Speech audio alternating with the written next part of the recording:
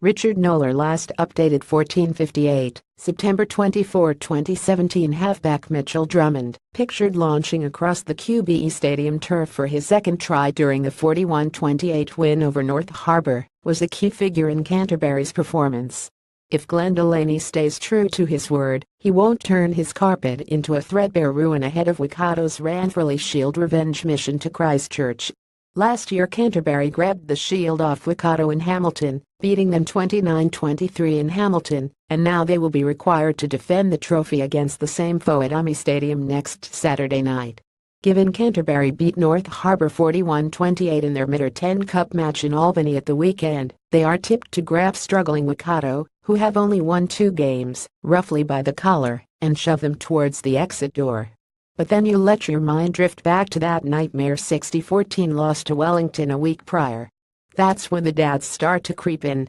Redmore Taranaki win in Napier Harbour, expect Canterbury bounce back. Canterbury's seeking bounce back victory. The win over Harbour might have earned Canterbury back some self-respect, but it will still take a while to forget that shocker in the capital.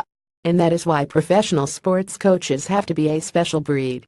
They must learn to cope with terrible losses, cranky players, fickle fans, and if things don't go well, the prospect of getting sacked by a demanding board. Depending how deep you want to dig, the list of things to correct can seem endless.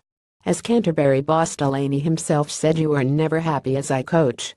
His job, he maintained, was to look at things objectively and sort out any problems can be fixed, and he certainly had a few of those to deal with after that 46-point pummeling by Wellington.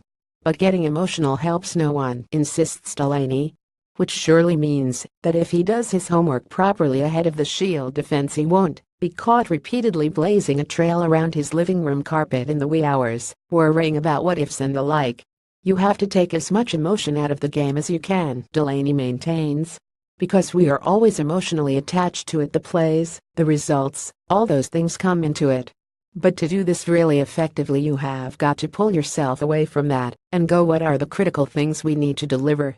When his team trailed Harbour 21-10 at QBE Stadium, Delaney, if he was the temperamental type, could have looked for a cup of tea to decorate the changing shed wall with. Instead he chose the keep calm and carry on strategy with a few minor tweaks. Included in the instructions was the requirement to stem the turnovers and be better aligned in defense. They were all correctable. The intent to play there was there, and we were creating opportunities. Once our accuracy improved in that second half, we looked like a pretty good team. Within 5 minutes of the restart, Canterbury had jumped into the lead through tries to halfback Mitchell Drummond and centre Tim Bateman. For Harbour it was the beginning of the end. Afterwards Delaney had a beer with Harbour coach Tom Coventry, the pair having worked together at the London Irish Club in England. With regular season games to play against Waikato, Taranaki, and Auckland, Canterbury appear destined to make the semi-finals on October 2021. Harbour, placed third, are also in the running. Delaney was having none of it. "I don't take that on board, because a week ago that is not what people were saying following the loss to Wellington. So you can't have that boom-bust type of summation stuff."